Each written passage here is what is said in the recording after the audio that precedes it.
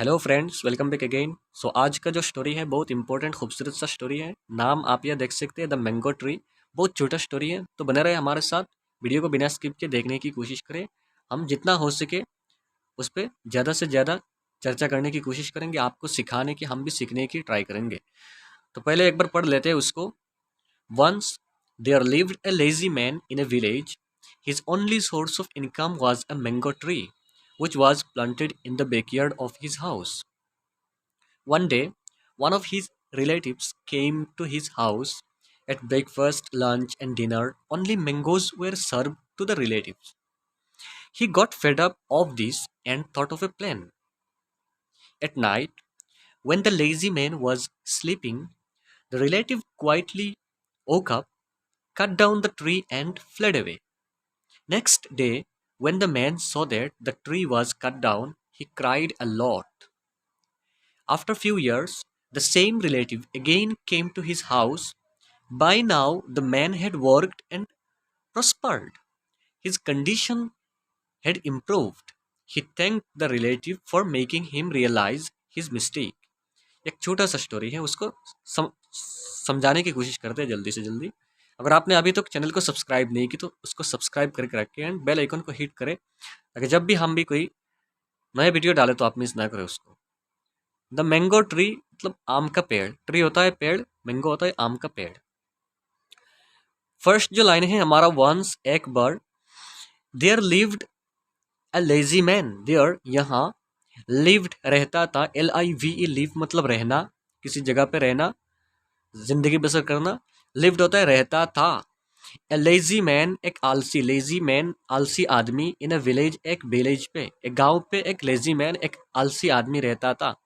His only source of income, उसका, उस आदमी का, उस आलसी आदमी का ओनली एकमात्र, ओनली क्या है, एकमात्र सोर्स ऑफ इनकम, इनकम का रास्ता, आय, इनकम होता है आय का रास्ता, सोर्स होता है एक रास्ता। वाज अ मैंगो ट्री, एक आम का पेड़ था, एक आम का पेड़ था। एंड वही एकमात्र उसका इनकम का रास्ता था। Which was planted, which was जो आम का पेड़, वॉज प्लांटेड जो कहाँ था, लगा हुआ था, in the backyard of his house, उसके घर के पीछे। बैकयार्ड होता है उसके घर के पीछे लगा हुआ था। तो फर्स्ट पैराग्राफ क्या हो गया हमारा, once there lived a lazy man in a village. एक गांव पे एक बार एक बड़ा आलसी आदमी रहता था। His only source of income was a mango tree, उसका एकमात्र आय का उत्स, आय का रास्ता वही आम का पेड़ था। Which was planted in the backyard of his house, जो उसका घर का पीछे लगा हुआ था। सेकंड पैराग्राफ है हमारा, वन डे एक दिन, वन ऑफ हिज रिलेटिव्स, उसका एक रिश्तेदार, वन ऑफ हिज रिलेटिव्स। यहाँ जब वन ऑफ आता है तो यहाँ जो रिलेटिव्स रिलेटिव्स आया उसके साथ हमेशा, वो हमेशा प्लूरल होता है, उसके साथ एस आएगा। One of his friends, one of his relatives, one of his enemies, जो भी कहो, मतलब उनका रिलेटिव्स में से, उनका रिश्तेदारों में से एक रिश्तेदार आया।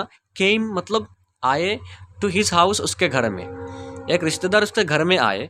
Ate breakfast lunch and dinner, breakfast पे मतलब नाश्ते पे, सुबह के नाश्ते पे, लंच होता है दोपहर के खाना जो होता है लंच पे, एंड डिनर होता है रात का खाना। रात के खाना में क्या, only mangoes were served, only एकमात्र मैंगोज होता है आम, वेयर सर्व्ड उसको परोसा गया, उसको दिया गया खाने के लिए, टू द रिलेटिव उस रिश्तेदार को। रिश्तेदार आया घर में तो वो सुबह में उस मतलब लंच पे, ब्रेकफास्ट पे एंड डिनर पे एक ही चीज दिया गया उसको, रिलेटिव्स को खाने के लिए सिर्फ आम ही परोसा गया उसको। ही गॉट फेड अप, तो रिलेटिव्स को गुस्सा आ गया। ही गॉट फेड अप मतलब तंग आ गया उसको, ये बोर्ड हो गया खाते खाते, ऑफ दिस उससे, मतलब भाई मैं आया किसी के घर में तो सुबह नाश्ते पे भी मुझे आम दिया जा रहा है, मतलब लंच पे भी आम दिया जा रहा है, डिनर पे भी आम, मतलब ये देखकर उसको तंग आ गया, बोर्ड हो गया। And thought of A plan, and thought मतलब चिंता किया, मतलब सोचा, एक प्लान, एक प्लान को सोचा, उसका दिमाग में एक प्लान आया। तो सेकंड पैराग्राफ को देख लेते।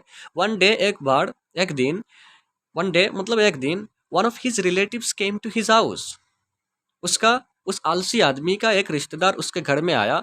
Eight breakfast lunch and dinner, breakfast पे, लंच पे एंड डिनर पे, only mangoes were serve to the relatives, उस रिश्तेदार को सिर्फ आम ही खाने के लिए दिया गया, परोसा गया। सर्व होता है परोसना, देना, खाने के लिए दिया गया। He got fed up, fed up होता है तंग आ जाना, बोर्ड हो जाना, गुस्सा हो जाना। ही गॉट फेड अप, उससे गुस्सा हो गया, तंग हो गया। And thought of A plan, and एक मन ही मन एक मतलब उसका एक प्लान आया, एक प्लान सोचा उसने। एट नाइट, तो रात में, एट नाइट, नाइट के साथ हमेशा एट आता है, तो एट नाइट रात में क्या किया, when the lazy man was sleeping, when जब, व्हेन होता है जब, द लेजी मैन वो आलसी आदमी, वाज स्लीपिंग वो सो रहा था, वाज स्लीपिंग मतलब पास्ट कंटिन्यूअस, पास्ट के साथ हमेशा वाज आता है, वाज वेयर आता है, एंड वर्ब के साथ स्लीप होता है, वर्ब वर्ब के साथ आईएनजी आता है। वाज स्लीपिंग मतलब सो रहा था, द लेजी मैन जब सो रहा था, द रिलेटिव क्वाइटली, क्वाइटली होता है चुपचाप, रिलेटिव उस रिश्तेदार, क्वाइटली चुपचाप, ओकअप मतलब उठा, नींद से उठा रात में जब वो आलसी आदमी सो रहा था, तो वो रिलेटिव वो रिश्तेदार चुपचाप उठा, cut down the tree, and उठ के क्या किया, उस ट्री को, उस पेड़ को काट दिया, cut down the tree, cut down तो काट देना, द ट्री उस पेड़ को काट दिया, आम के पेड़ को, एंड फ्लेड अवे, एंड भाग गया, फ्लेड अवे मतलब फ्ली वे, फ्ली क्या पास्ट है, फ्लेड, फ्लेड अवे मतलब भाग जाना, जो रन अवे होता है वही फ्लेड अवे होता है, भाग गया मतलब पेड़ को काट के रात में ही भाग गया। नेक्स्ट डे, तो दूसरे दिन, उसके बाद दिन, दूसरे दिन, व्हेन द मैन सो, जब वो आलसी आदमी, सो मतलब देखा, सी का पास्ट होता है सो मतलब देखा, that the tree was cut down, कि वो ट्री तो काटा गया, वो मैंगो ट्री को काट दिया किसी ने, he cried a lot, cried मतलब रोना, उसने बहुत रोया, ए लॉट होता है बहुत, बहुत रोया। उस पैराग्राफ को और एक बार देख लेते हैं, एट नाइट रात में, when the lazy man was sleeping, जब वो आलसी आदमी सो रहा था, the relative quietly woke up, वो रिश्तेदार चुपचाप नींद से उठा, वोक अप मतलब उठा, cut down the tree and fled away, उस पेड़ को काट दिया एंड भाग गया। नेक्स्ट डे, दूसरे दिन, when the man so that the tree was cut down, उस आदमी ने जब देखा कि वो पेड़ तो काट दिया किसी ने, ही क्राइड ए लॉट, बहुत रोया उसने।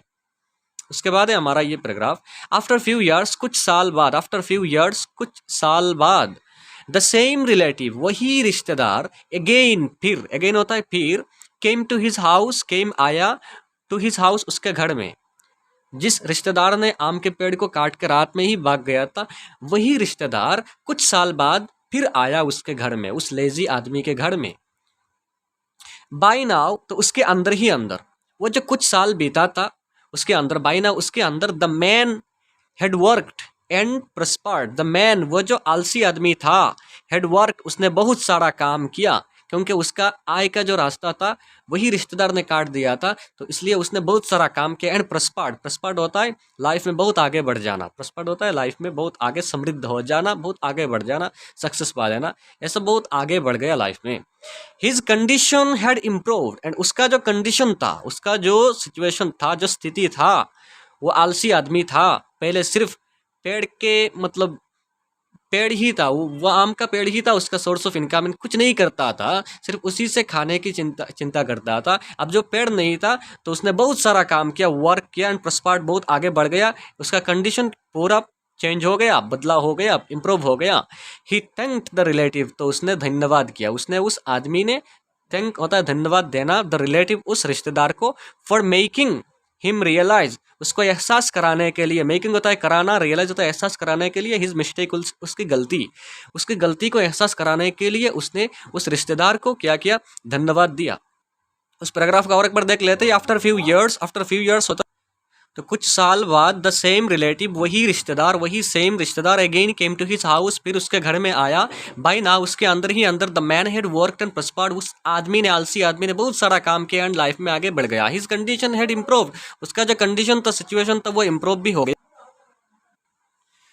सो he thanked the relative for making him realise his mistake, तो उसने अपने रिश्तेदार को धन्यवाद किया, उसको उसका गलती का एहसास कराने के लिए। यह था स्टोरी, हमारा एंड हो गया। बहुत अच्छा एक मॉरल वैल्यूज़ भी दिया गया कि हमको आलसी नहीं रहना है, हमको वर्क करना है। अगर किसी एक रास्ता मिल जाए हमको, मतलब उसी के राह पे अगर एक सोर्स ऑफ इनकम मिल जाए तो उसी के राह पे देख के हमको काम मतलब स्टॉप नहीं कर देना है, हमको आगे बढ़ने के लिए और हार्ड वर्क करना है लाइफ को, ऐसा मतलब कुछ चीज़ें करना है लाइफ में। तो यही मॉरल वैल्यूज़ दिया गया था, उसके थ्रू हमने मतलब जितना हो सके उस पर वर्ड की मीनिंग समझाने की कोशिश की, सेंटेंस का मीनिंग समझाने की कोशिश की। अगर वीडियो अच्छा लगे तो उसको लाइक शेयर कमेंट जरूर करके, सब्सक्राइब भी जरूर करके रखें। चले मिलते हैं नेक्स्ट वीडियो पे, थैंक यू वेरी मच।